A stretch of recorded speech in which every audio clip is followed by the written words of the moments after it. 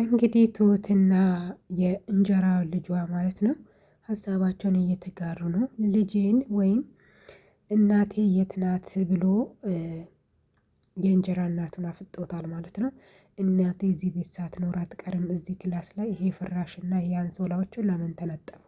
እናቴ እዚህ ክላስ ላይ ባትሆን ብሎ አነቃት ማለት ነው። ከዚያም በስተመጨረሻም ለቀቃትና እንግዲህ ከባሏ ጋር እየተመካከሩ ነበር። ለናቲ የሆነ ነገር እንስጠውና ናቲ ከዚህ ቤት ይውጣ፣ ካለበለዚያ እኔ በጣም እየተጨናነኩ ነው።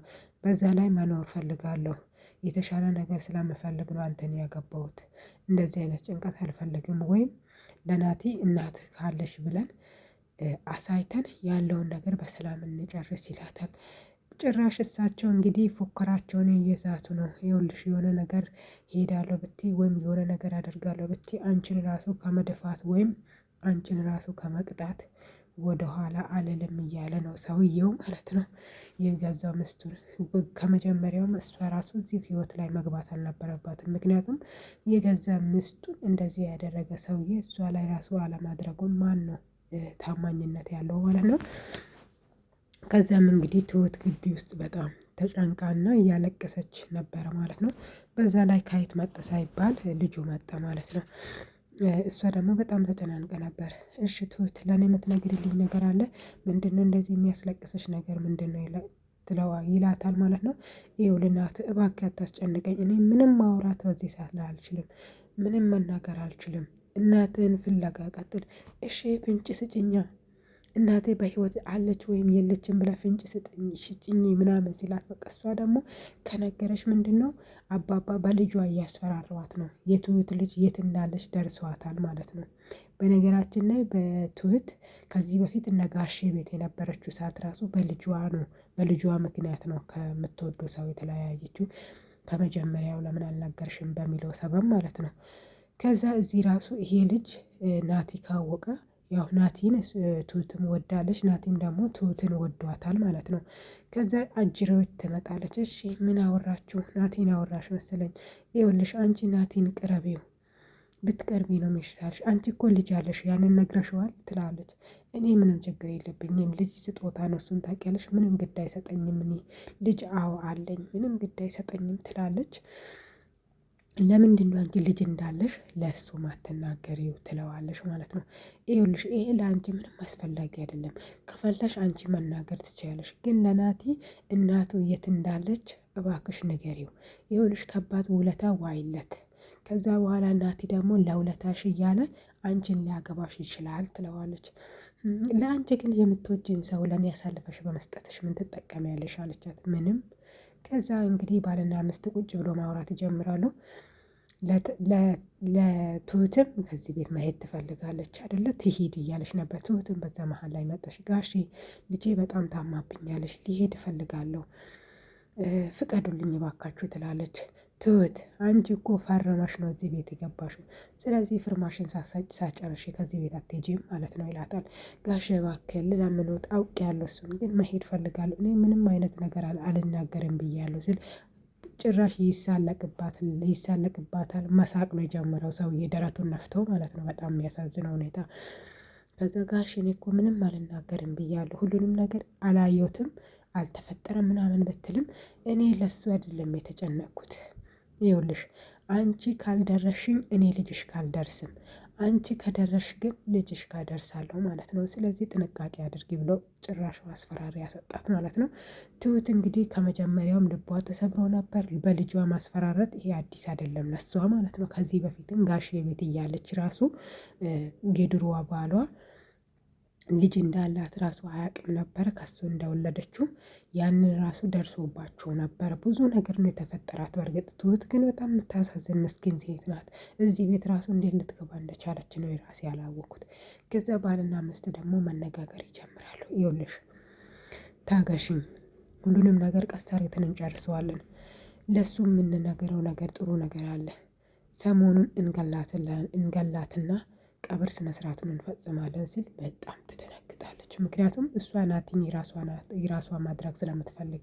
ትሁት ደግሞ በሌላ በኩል እጅግ በጣም ተጨንቃና እያለቀሰች ነበረ። በመሀል ላይ ስልክ ይደውልላታል። ስልክም የደወለችው እህቷ ናት። ሄሎ እህቴ እንዴት ነሽ? ልጄ ግን ከቤት ትወጣለሽ ምናምን ትላለች። ኧረ አትወጣም፣ ግን ውጪ ወጥታ ከጓደኞቿ ጋር ትጫወታለች ምናምን ትላታለች። ይኸውልሽ እባክሽ ከግቢ እንዳትወጣ ከቤት እንዳትወጣ በጣም ጥንቃቄ አድርጓት ምናምን ትላለች። ቆይ ችግር ተፈጥሯል እንዴ? ለምንድን ነው የተፈጠረውን ነገር በግልጽ ማትናገር ትሁት? ምንድን ነው የተፈጠረው ትላለች። አረ ምንም አልተፈጠረም እሺ የኔ ውድ በቃ ጥንቃቄ አድርጉ ይዋት ምናምን ትላለች። እህቷም እሽታዋን ትገልጻለች ማለት ነው። ግን እህቷ በጣም ተጨንቃለች። በሌላ በኩል ናቲ አባቱን አፋጧታል። እናቴ በህይወት አለች፣ ስለዚህ እናቴን ፈልጋታል። አንተ በጣም አሞካል፣ እያመመክ ነው። ስለዚህ ወደ ሕክምና ቦታ መሄድ አለብክ። ስለዚህ አንተ ታመሃል ማለት ነው ይላል። ከዛም ደግሞ ናቲም በጸባይ እነሱን ውስጣቸውን ሊገባ ስለፈለገ አባዬ በጣም ይቅርታ አዝናለሁ፣ በቃ እኔ እየቃዠው መሆን አለበት። አዎ እንደዛ ነው እየቃዠክ ነው ያለሁ ምናምን ይለዋል። እሱ ምንድነው ቀስ በቀስ ትሁት በነገረችው መሰረት ቤት ሊገባ ነው ማለት ነው። ከዛ ደግሞ ወደዚህ ከመጣ በኋላ ትሁት አንድ ምክር ልመክር እፈልጋለሁ። እኔ ግን ሁሉንም ነገር እውነታውን ብናገር ደስ ይለኝ ነበር። እኔ ግን ያዘኝ ይዞኝ ነው። ልነግር የምፈልገው ምን እንደሆነ ታውቃለህ? የእንጀራ እናትህን ቅረባት፣ የዛን ጊዜ ሁሉንም ነገር ታገኝበታለህ ትላለች። ግን እናቴ በህይወት አለች እንዴት ትሁት ይላል። እኔ አላቅም የትኛውንም መረጃ ልሰጥክ አልችልም፣ ግን ይሄንን እድል ተጠቀም ትለዋለች። በጣም ጥሩ አለና ምንድነው ማድረግ ምችለው ይላልና ወደዛ ክላስ ይገባል። እናቱ የነበረችው ክላስ፣ እዚህ ክላስ ላይ እናቴ ነበረች። እሺ ባለፈው ለእናቴ የጻፍኩትን ደብዳቤ እዚህ ክላስ ማን አመጣው ብሎ ወደ ትሁት ይሄዳል። ይኸውልሽ ትሁት ይህንን ደብዳቤ ለእናቴ አድርሽ ብዬ የጻፍኩልሽ ደብዳቤ ነው። ይህንን ደግሞ ደብዳቤውን ያገኘሁት እዛ ተቆልፎ የነበረበት ክላስ ላይ ነው። ስለዚህ እባክሽ እውነታውን ንገሪኝና እኔም ልገላገልበት ይላል። ይኸውልህ እኔ ምንም ምነግርህ ነገር የለም፣ በጣም ይቅርታ አዝናለሁ ትላለች። እባክሽን ንገሪኝ፣ ይኸውልሽ እኔ በየትኛውም መንገድ አንቺን እጠብቅሻለሁ ምናምን ይላታል። ይኸውልህ ናቴን ብነግርህ ደስ ይለኝ ነበር እያለችም ጥሏት ይሄዳል ማለት ነው። እሷም እንግዲህ እጅግ በጣም ተጸጽታ እያለቀሰች ነበር። ለምን አልነግረውም?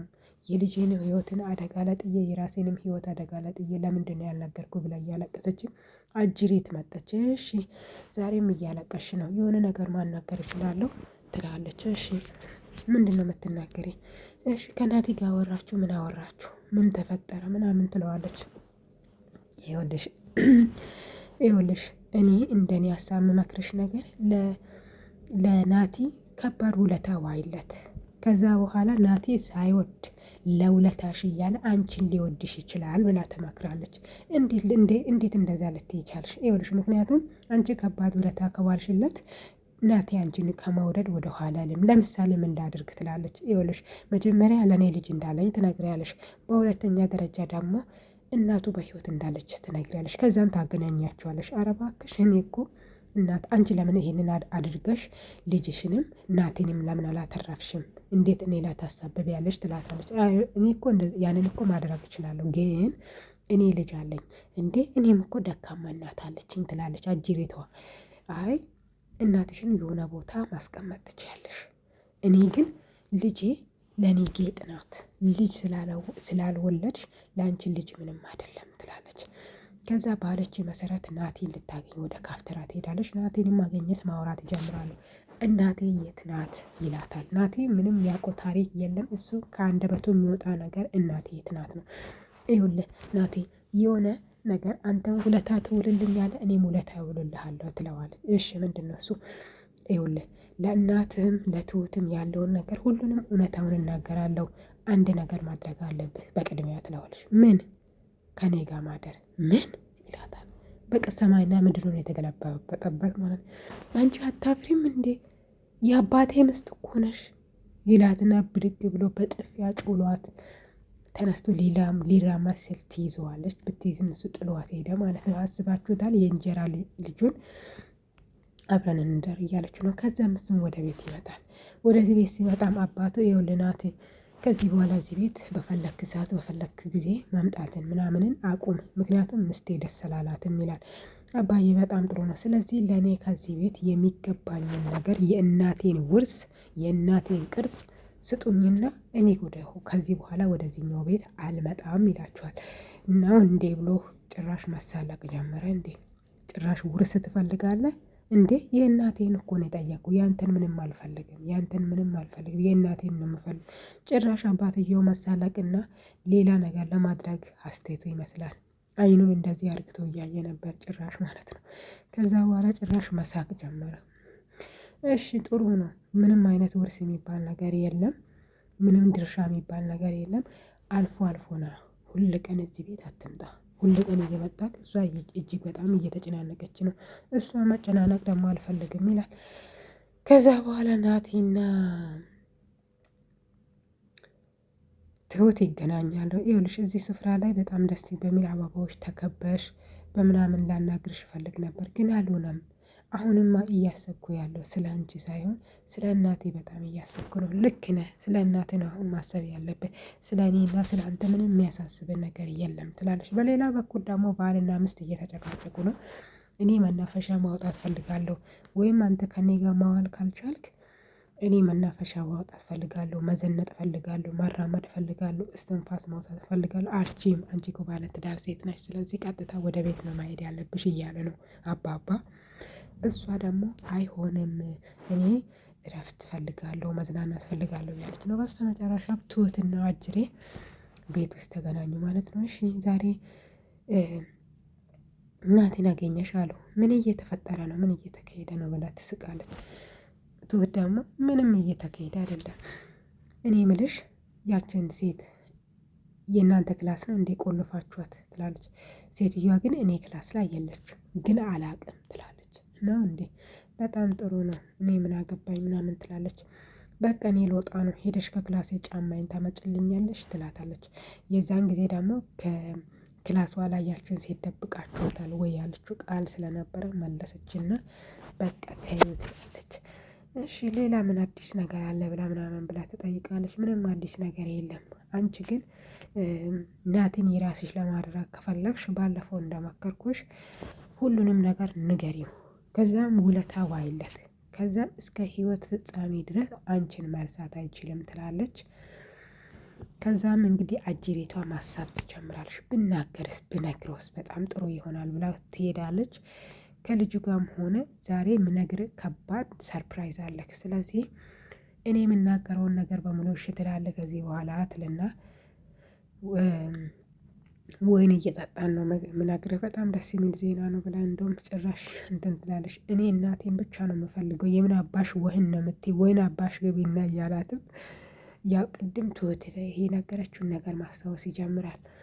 እችን ልጅ ቅረቢያት ብሎኛል ብላኛለች፣ ስለዚህ ቀርባታለሁ እውነታውን ለማወቅ ትላለች። በሌላ በኩል ደግሞ አባባና ትሁት ተገጣጥመዋል ማለት ነው። እች ሴትዮዋ ከናቲ ጋር ግንኙነት አላቸው እንዴ? ትሁት ይላል። ጌታዬ እኔ ምንም አውቀው ነገር የለም። ከዚህ በፊትም አንቺ ቦታሽን እወቂ፣ ሰራተኛ ነሽ፣ ወሬ ምናምን እንዳትለቃቅሚ ብላኛል። ስለዚህ እኔ ቦታዬን አውቄ ነው እንጂ የተቀመጥኩት ከሱ ጋር ትውል ከእርሶ ጋር ትውል እኔ ምንም አውቀው ታሪክ የለም። የዚህ ቤት የእርሶ ምስት ትሆንም ምንም አውቀው ነገር የለም ትላለች። ትሁት እኮ ጀግና ናት። ከዛ በኋላ ልክ ነሽ፣ ቦታሽን ማወቅሽን አደንቄልሻለሁ፣ በጣም ጥሩ፣ እኔ ራሴ ደርስበታለሁ፣ አንቺ ሂጂ ወደ ስራሽ ብሎ ጭራሽ መሳቅ ይጀምራል።